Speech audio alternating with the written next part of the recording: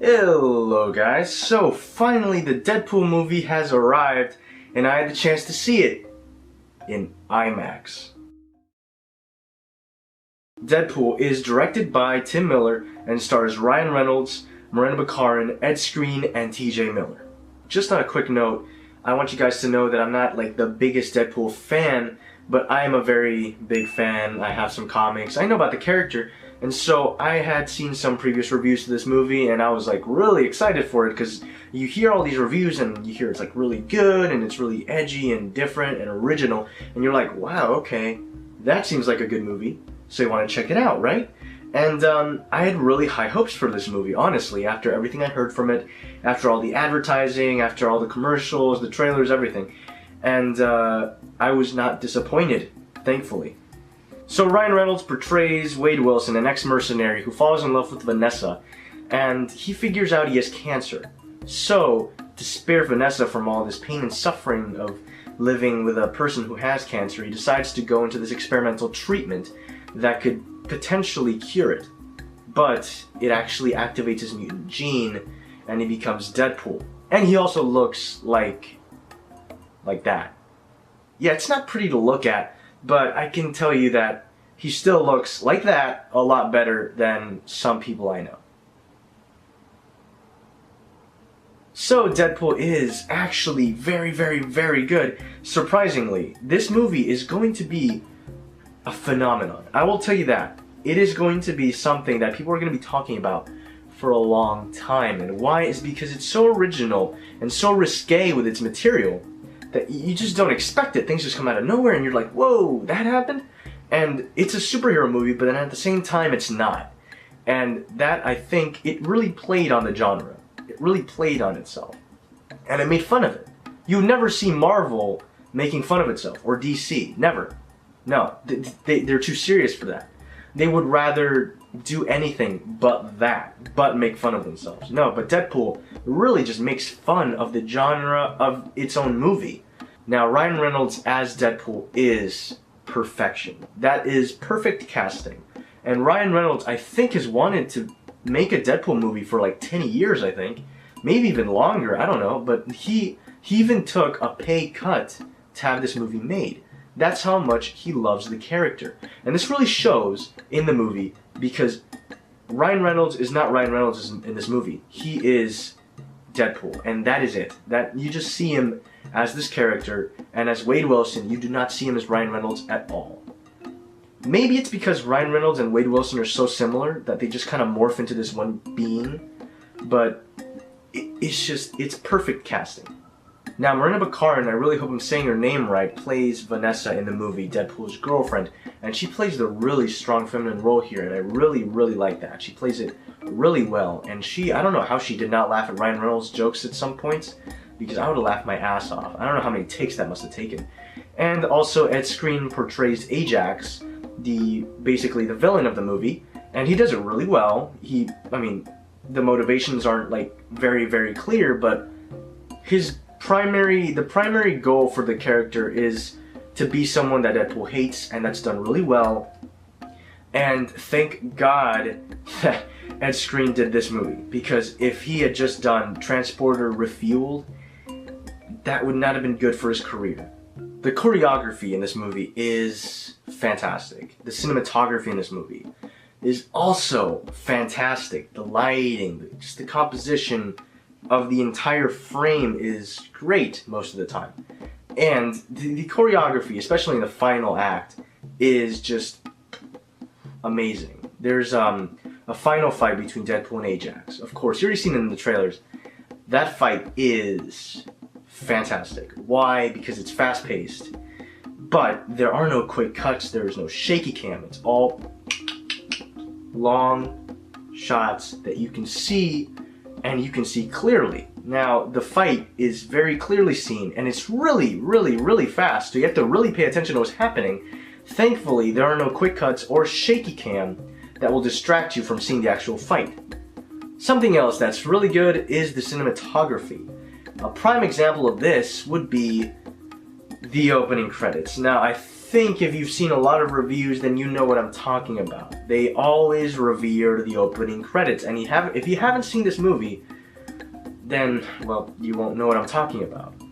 But if you have seen it, then those were amazing, right? That made you laugh, it was hilarious, and it was perfect. Now, the original score of this movie is nothing special. I mean, there's really nothing there. There isn't really a good theme for the character. But it's handled well. I mean, there's nothing, like, bad about it, but there's nothing really just too special about it. There's nothing iconic or anything like that. Deadpool doesn't really have a theme other than maybe X gonna give it to ya, and that's part of the soundtrack. The movie's soundtrack is basically what makes up the movie's music. And the soundtrack list is really, really nice, and it starts right when it needs to start, it stops right when it needs to stop, and it's really, really well handled. And I keep saying really, really, really a lot. Have you noticed that? Have you noticed that? Now, there is a romantic subplot to the movie between Ryan Reynolds and Miranda Baccarin, and it feels a little bit rushed. I mean, it kind of comes out of nowhere in the movie, and since it comes out of nowhere, you don't really know what to expect. And it feels kind of rushed. Right after the beginning, though, it feels fine. It feels like normal, like, oh yeah, they're compatible and stuff. But right at the beginning, it just feels like she comes out of nowhere and he comes out of nowhere, and they just kind of meet, and that's it. And they're like banging, and it's like, what just happened? You know, it's done in like 5 minutes, maybe even less. And it's something really kind of fast, and they're really compatible though. They're both this similar kind of crazy, but just the introduction of Vanessa, Miranda Baccarin's character, is so fast that I honestly blinked and she was there on the screen, and it's kind of unsettling, you know. But it was fine though. The romantic subplot, it worked well for what it was. The beginning felt rushed, but everything else was perfectly fine after that. Now, the CGI in this movie is good.